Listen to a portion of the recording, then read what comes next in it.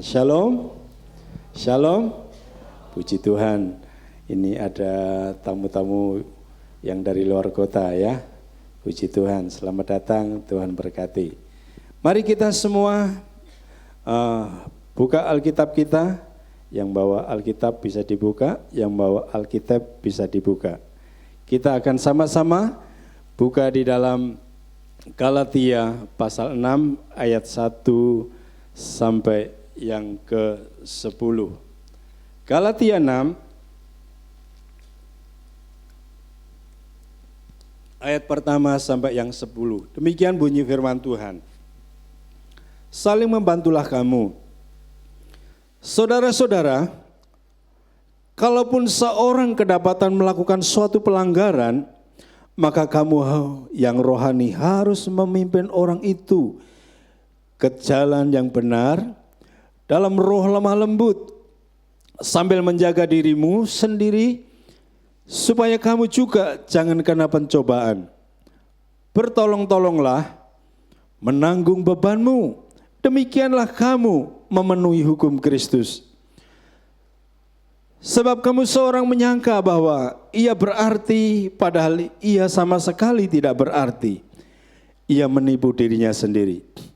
Baiklah, tiap-tiap orang menguji pekerjaannya sendiri, maka ia boleh bermegah melihat keadaannya sendiri dan bukan melihat keadaan orang lain. Sebab tiap-tiap orang akan memikul tanggungannya sendiri. Dan baiklah dia yang menerima pengajaran dalam firman membagi segala sesuatu yang ada padanya dengan orang yang memberikan pengajaran itu. Jangan sesat. Allah tidak membiarkan dirinya dipermainkan, karena apa yang ditabur orang itu juga yang akan dituainya. Sebab barang siapa menabur dalam dagingnya, ia akan menuai kebinasaan dari dagingnya. Tetapi barang siapa menabur dalam roh, ia akan menuai hidup yang kekal dari roh itu. Janganlah kita jemu-jemu berbuat baik, karena apabila ia sudah datang waktunya, kita akan menuai jika kita tidak menjadi lemah. Karena itu, selama masih ada kesempatan bagi kita, marilah kita berbuat baik kepada semua orang, tetapi terutama kepada kawan-kawan kita seiman. Puji nama Tuhan. Firman Tuhan pada pagi hari ini diberi judul iman yang menggerakkan belas kasihan. Ya, iman yang menggerakkan kasihan, belas kasihan. Next selanjutnya. Ya. Iman yang sejati ini membawa perubahan di dalam kehidupan orang percaya.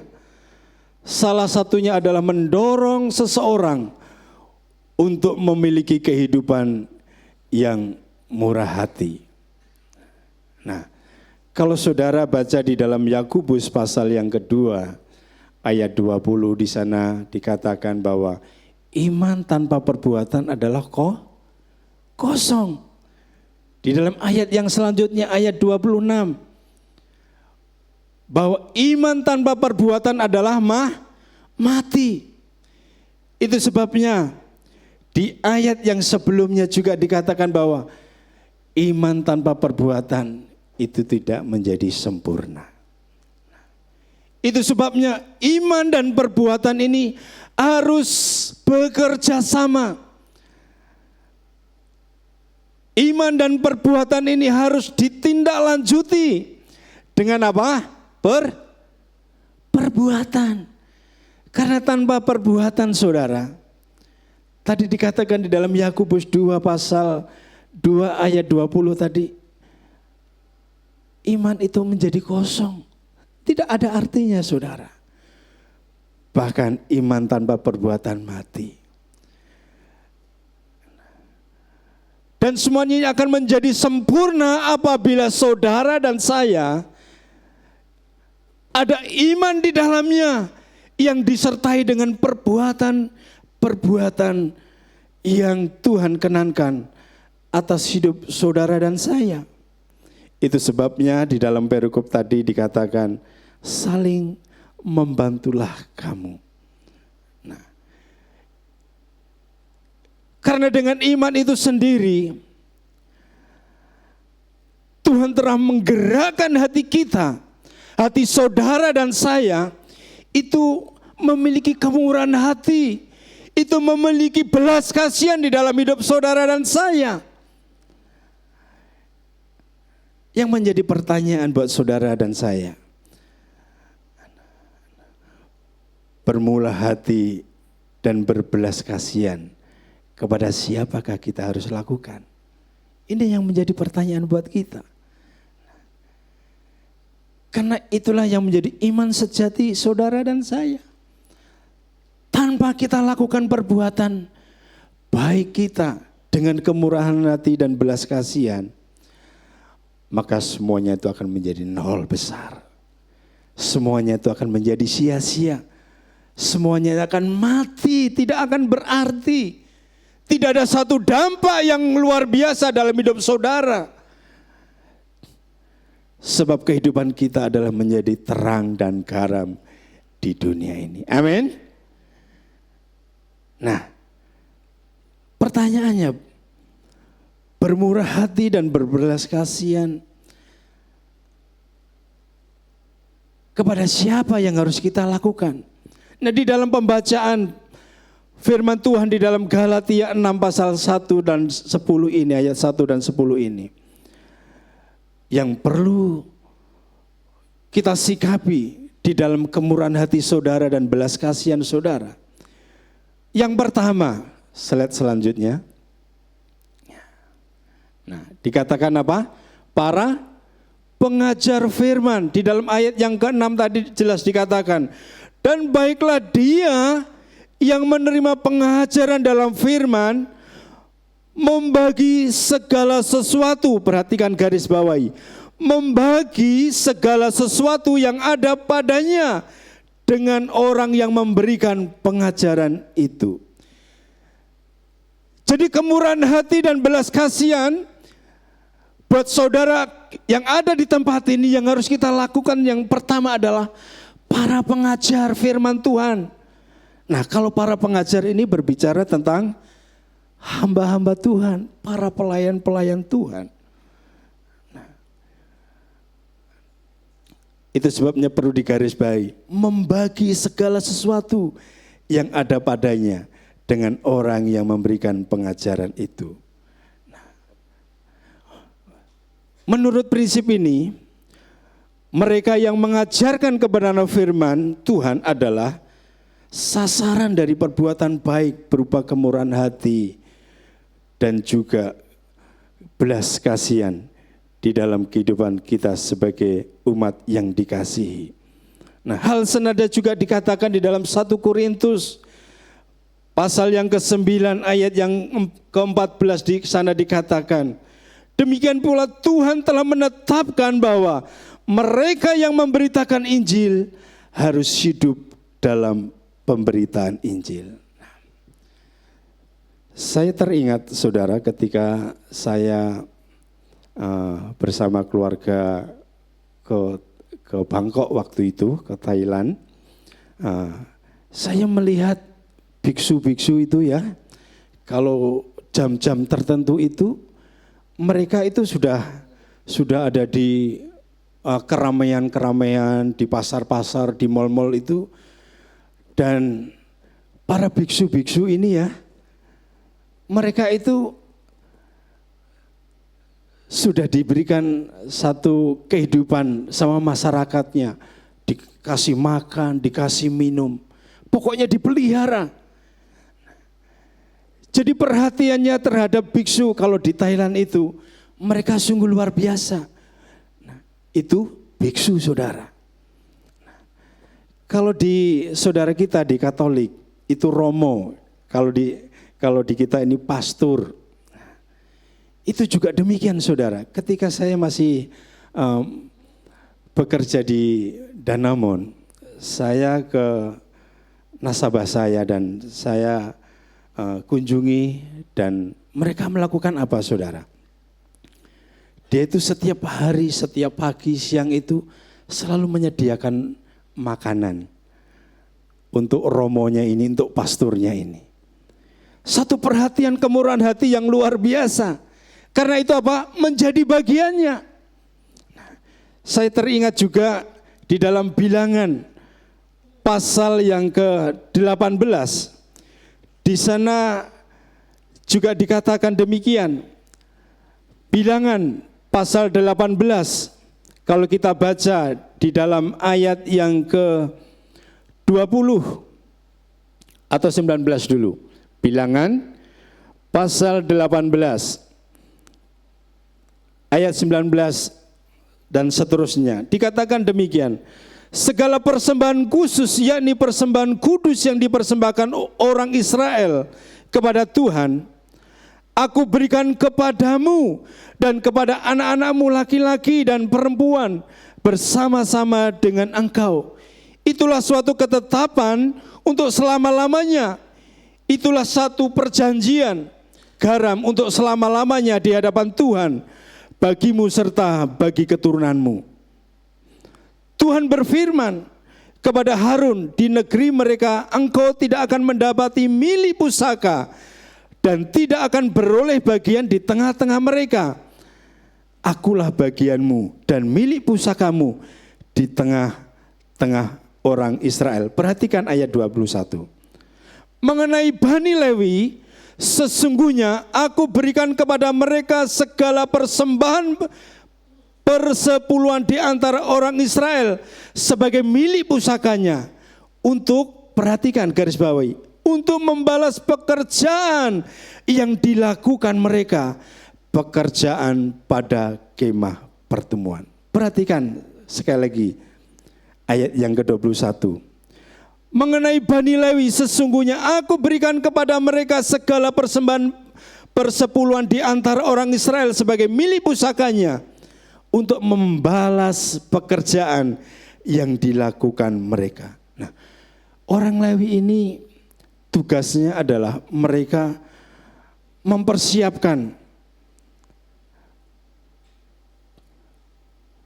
ibadah-ibadah yang berlangsung pada saat itu. Nah, kalau di kita saat ini dalam perjanjian baru, ini adalah hamba-hamba Tuhan, para gembala-gembala, para pendeta-pendeta.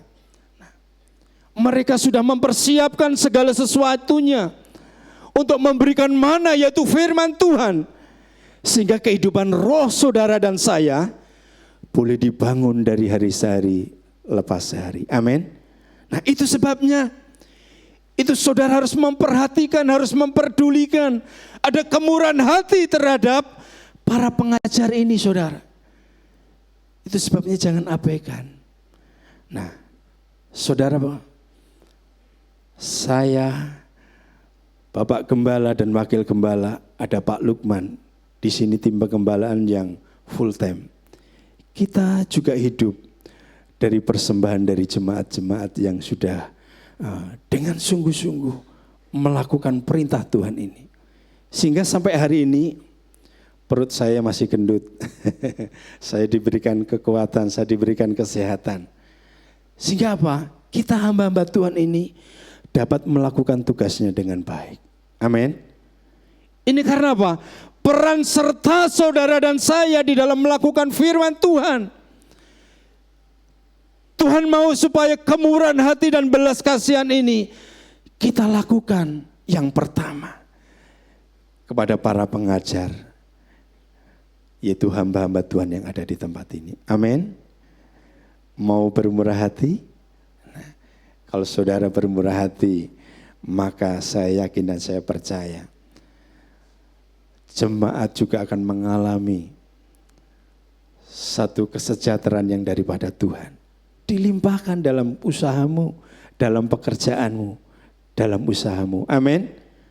Nah, dengan itulah Tuhan memberkati saudara, sehingga hamba-hamba Tuhan di tempat ini boleh memiliki kehidupan yang senantiasa terus memuliakan Tuhan dan menyenangkan hati Bapa kita di surga. Nah, Itu yang pertama, saudara. Yang pertama yang harus kita lakukan di dalam kita bermurah hati dan berbelas kasihan, yang harus kita lakukan sesuai dengan kebenaran firman Tuhan pagi hari ini. Nah, yang kedua dikatakan di dalam ayat yang ke-10, kembali ke Galatia 6 ayat yang ke-10 bagian yang ke A, 10 bagian A, dikatakan demikian. Karena itu, selama masih ada kesempatan bagi kita, marilah kita berbuat baik. Ya, berarti masih menyimak. Kita harus berbuat baik kepada siapa? Semua orang.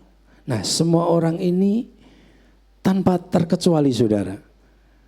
Yang saudara kenal, yang saudara ada, mungkin tetangga saudara, mungkin rekan sekerja, ada yang di kantor, atau ada yang di mana lagi, di tempat-tempat di mana saudara ada.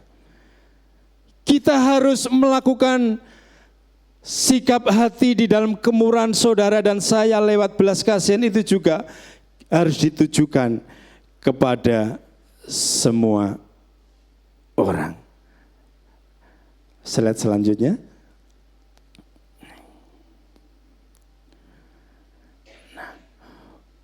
Perumpamaan tentang orang Samaria yang murah hati ini juga menggambarkan bahwa kemurahan hati adalah hal yang dikerjakan bagi sesama. Ini dilakukan oleh saudara kita, orang Samaria ini. Kalau kita baca di dalam Lukas, Injil Lukas pasal yang ke-10. Ayat 25 sampai yang ke-37. Oke, ya, dikatakan demikian. Pada suatu kali berdirilah seorang ahli Taurat untuk mencoba Yesus, katanya, "Guru, apa yang harus kuperbuat untuk memperoleh hidup kekal?" Jawab Yesus kepadanya, "Apa yang tertulis dalam hukum Taurat? Apa yang kau baca di sana?" Jawab orang itu, "Kasihilah Tuhan Allahmu dengan segenap hatimu, dan dengan segenap jiwamu, dan dengan segenap kekuatanmu, dan dengan segenap akal budimu, dan kasihilah sesama manusia seperti dirimu sendiri." Lanjut, kata Yesus kepadanya, "Jawabmu, itu benar, perbuatlah demikian, maka engkau akan hidup." Ayat selanjutnya, tetapi untuk membenarkan dirinya orang itu berkata kepada Yesus, "Dan siapakah sesamaku manusia?" Jawab Yesus, "Adalah seorang yang turun dari Yerusalem ke Yeriko. Ia jatuh ke tangan penyamun-penyamun yang bukan saja merampoknya habis-habisan, tetapi yang juga memukulnya, dan sesudah itu pergi meninggalkannya setengah mati."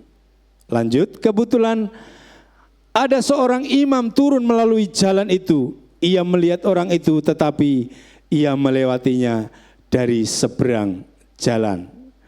Demikian juga seorang Lewi datang ke tempat itu. Ketika ia melihat orang itu, ia melewatinya dari seberang jalan. Lalu datang seorang Samaria yang sedang dalam perjalanan ke tempat itu. Dan ketika ia melihat orang itu, tergeraklah hatinya oleh belas kasihan. Ia pergi kepadanya lalu membalut luka-lukanya, sesudah ia menyiramkannya dengan minyak dan anggur. Kemudian ia menaikkan orang itu ke atas keledai tunggangannya sendiri, lalu membawanya ke tempat penginapan dan merawatnya. Keesokan harinya ia menyerahkan 2 dinar kepada pemilik penginapan itu, katanya, "Rawatlah dia, dan jika kau belanjakan lebih dari ini, aku akan menggantikannya waktu aku kembali." Siapakah di antara ketiga orang ini menurut pendapatmu adalah sesama manusia dari orang yang jatuh ke tangan penyamun itu? Jawab orang itu, orang yang telah menunjukkan belas kasihan kepadanya. Kata Yesus kepadanya, pergilah dan perbuatlah demikian. Nah, saudara, dari cerita orang Samaria ini, kiranya membuka hati kita sebetulnya. Kalau seorang imam, seorang Lewi, mereka ini adalah hamba-hamba Tuhan, pelayan-pelayan Tuhan yang dipakai Tuhan begitu luar biasa. Tetapi setelah mereka melihat apa yang di depan mata mereka, apa yang dilakukan tadi? Ketika ada orang yang dirampok, habis-habisan, apa yang dilakukannya? Mereka hanya apa? Melewati saja. Artinya ini tidak ada satu kepedulian. Mereka mengabaikan. Seharusnya saat mereka tidak berdaya, kita sebagai orang-orang yang mengasihi Tuhan dan percaya kepadanya, seharusnya karakter Kristus itu ada dalam diri kita. Harus ada apa? Kemurahan hati dan belas kasihan. Nah, seorang pelayan, seorang imam, seorang Lewi saja mereka melewati, saudara. Tidak mereaksi. Tidak ada reaksi yang mereka lakukan untuk segera menolong. Tetapi mengabaikannya. Itu sangat menyedihkan, saudara. Nah, kalau saudara, tetangga saudara mungkin mengalami kesusahan, apakah saudara terus bilang, syukur kamu, rasain kamu? Apakah demikian? Tapi Tuhan mau supaya apa? Kita harus memiliki kemurahan hati dan berbelas kasihan. Amin. Nah, beberapa hari yang lalu, ketika saya habis latihan bersama dengan istri saya dan anak saya pulang, saudara. Itu di depan rumah itu ada paket besar gitu ya, saudara. Saya ngerasa dan istri itu nggak ngerasa ada kiriman pesan gitu. Rupanya kiriman itu jatuh, saudara. Kiriman itu jatuh dan saya ambil bersama istri dan anak itu. Saya ambil. Nah, kalau paket itu kan pasti ada alamatnya, saudara. Ada namanya, ada nomor HP. Langsung dihubungin, saudara. Langsung tak hubungin. Dihubungin sama istri saya. Dan puji Tuhan, kurirnya sempat memang dia dimarah-marahin sama yang punya barang itu. Kok sampai akhirnya bisa jatuh demikian. Padahal barang itu mungkin sangat berharga, sangat penting bagi mereka. Nah, akhirnya saya hubungi saudara. Dan juga istri saya. Enggak berapa lama itu kurirnya datang. Dan apa yang diucapkan? Pak, terima kasih ya. Bu, terima kasih. Masih ada orang yang jujur, katanya. Mungkin kalau jatuhnya di jalan raya, mungkin barang itu pasti lenyap. Nah, bukan itu saja, saudara. Ketika saya masih nganter Ishak, waktu itu masih SD, dalam perjalanan pulang, itu ada seorang polisi dan juga orang lain. Saya jalan lewat, itu dompet setebal segini dia. Dompet uangnya banyak sekali. Dan juga kartu kredit, wah macam-macam banyak. Karena itu polisi saya lihat, waduh pangkatnya luar biasa. Sudah gitu. Dompet itu saya lewat, saya lihat dan saya temukan. Nah, karena saya penasaran, ini saya lihat fotonya, saya lihat itunya.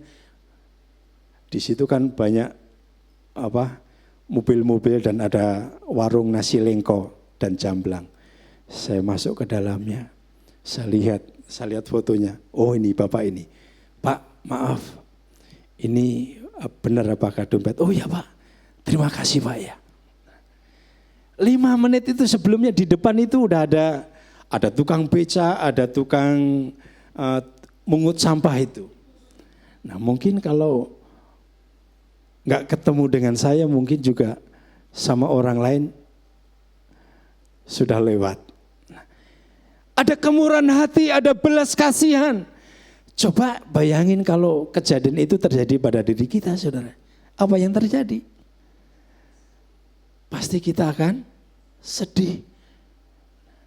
Tapi puji Tuhan, firman Tuhan tadi katakan, apa yang kita tabur, kita akan menuai.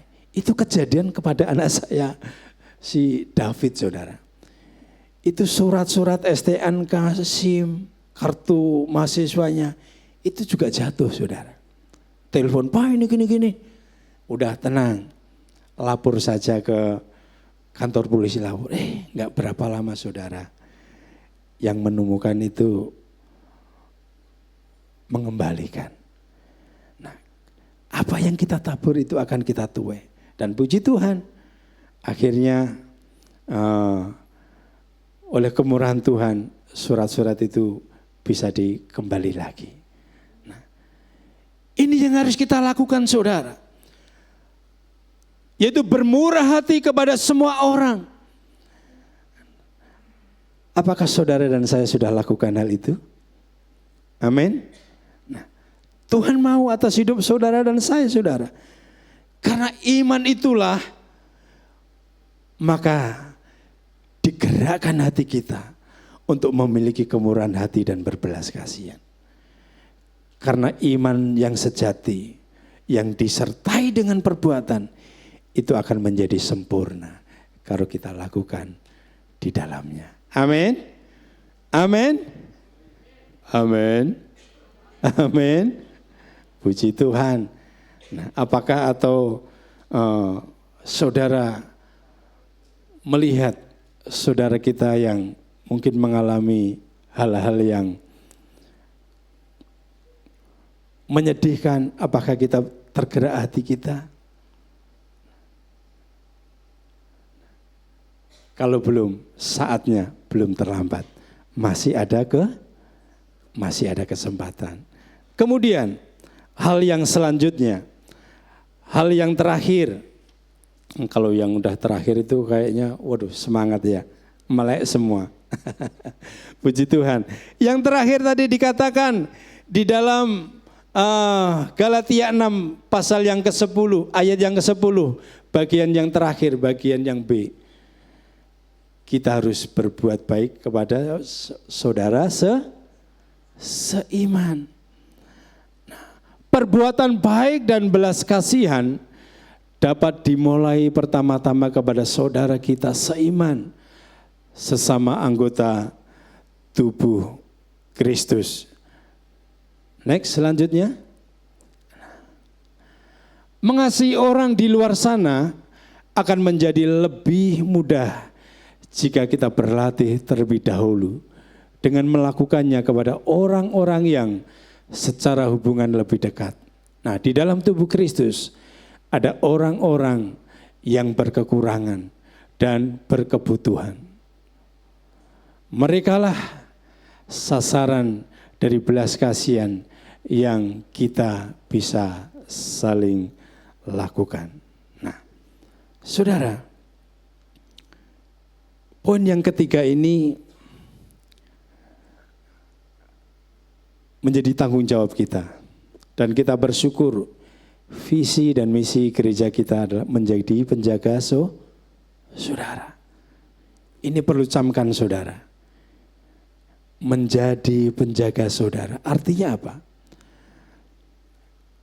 Kalau saudara-saudara kita yang tadi dikatakan sasaran utama kita adalah orang yang berkebutuhan khusus dan yang berkekurangan. Nah, kalau hal ini kita abaikan seperti imam-imam dan orang Lewi tadi, mereka yang notabene sebagai hamba-hamba Tuhan, sebagai anak-anak Tuhan yang dikasih, tetapi ketika saudara-saudaranya melihat orang dalam keadaan yang menyedihkan, yang mereka berbeban berat, terus kita ringan tangan, berat tangan. Apa yang terjadi, saudara? Pasti kita akan menjadi batu sandungan. Orang Kristen kok gitu ya? Jangan sampai demikian, saudara. Nah, itu sebabnya. Apa yang harus kita lakukan terhadap saudara-saudara seiman kita? Lakukanlah apa yang menjadi bagian kita. Saya teringat pada waktu orang Losari yang pada waktu itu sakit. Ya. Saya antar sampai ke Brebes sana, saudara. Bersama waktu itu masih ada Bapak Pendeta Toto Nafu. Dan terus doakan ya bagi hamba Tuhan ini yang sudah dulu pernah bersama dengan kita. Saat ini dia dalam keadaan sakit berat. Doakan supaya belas kasihan Tuhan juga dinyatakan. Waktu itu jemaat-jemaat Losari itu sudah sepuh-sepuh, saudara. Sudah tua-tua. Dan kita lakukan apa yang menjadi bagian kita. Jauh-jauh, saudara, itu di Brebes sana. Kita bawa ke rumah sakit. Sampai meninggalnya, saudara, kita layani dengan baik. Dan ada salah satu juga jemaat kita yang namanya Pak Suek itu. Saya nangis, saudara. Karena apa? Di sekeliling mereka itu anak-anak Tuhan. Tapi ketika dia terlantar, dia sakit, bahkan tidurnya aja di emperan, saudara. Dengan kakinya yang borokan, kakinya keluar cairan apa itu, getah bening atau apa itu. Enggak mandi-mandi, saudara, baunya luar biasa. Saya melihat kondisinya ngenes, saudara, nangis. Karena apa? Ada jemaat Losari yang dekat, saudara, tapi enggak peduli sama sekali, saudara. Ketika saya berkunjung di sana, saya ada sama Pak Edi Subandi, ada Pak Tete juga. Saya mandiin, saudara. Yang saya miris lagi, ketika saya minta sabun untuk mandiin. Sabun itu sabun bekas, saudara. Yang tinggal dikit-dikit tuh. Saya minta yang agak lumayan gitu. Enggak dikasih, saudara. Saya nangis waktu itu. Enggak ada belas kasihan, kemurahan hati sama sekali. Akhirnya sabun yang sisa-sisa itu saya tumbuk-tumbuk, saudara. Ada beberapa bagian saya tumbuk-tumbuk, akhirnya jadi tebal. Saya ambil air di sumur, nimba sendiri, saudara. Saya bawa, saya angkat di depan gedung serbaguna di situ. Saya ambil air, saya mandiin, saudara. Saya mandiin. Untuk duduk aja dia nggak bisa, untuk ngangkat, untuk buka baju nggak bisa. Dengan bau yang demikian. Puji Tuhan, oleh kuasa Tuhan, oleh kasih Tuhan, saya diberikan kekuatan, saudara. Saya bisa ngangkat dengan sendirinya. Dan saya mandiin sampai bersih. Dan bersama dengan hamba-hamba Tuhan yang lain, saya bawa ke rumah sakit. Dirawat di rumah sakit baru 1 hari. Innalillahi, saudara. Puji Tuhan. Mereka dapat perawatan yang luar biasa. Sampai meninggalnya. Harusnya demikian, saudara. Terhadap saudara seiman, jangan diabaikan. Jujur waktu itu saya menangis. Menangisnya karena apa? Jemaat yang begitu dekat. Enggak peduli sama sekali, saudara. Saya berdoa supaya jemaat-jemaat yang di Losari ini. Memang, saudara, saya tahu kondisi jemaat kita di Losari itu enggak seberuntung saudara-saudara kita yang ada di kota. Nah, kita juga harus terbeban dengan kehidupan mereka, saudara. Rata-rata Saudara pengen tahu jemaat di sana itu ditinggal sama suaminya saudara. Hidupnya sebatang kara bersama dengan keluarganya. Harus berjuang. Nah, siapa lagi kalau bukan saudara dan saya yang melakukannya? Nah, itu sebabnya melalui kebenaran firman Tuhan pada pagi hari ini, biarlah saudara dan saya memiliki kemurahan hati dan berbelas kasihan. Yang pertama tadi buat siapa? Para pengajar, yaitu hamba-hamba Tuhan. Yang kedua, bagi semua orang. Dan yang ketiga, bagi saudara-saudara kita seiman. Amin. Saudara ingin melakukan? Amin. Kalau saudara ingin melakukan, saya yakin kasih setia Tuhan akan tinggal di dalamnya. Mari kita tundukkan kepala.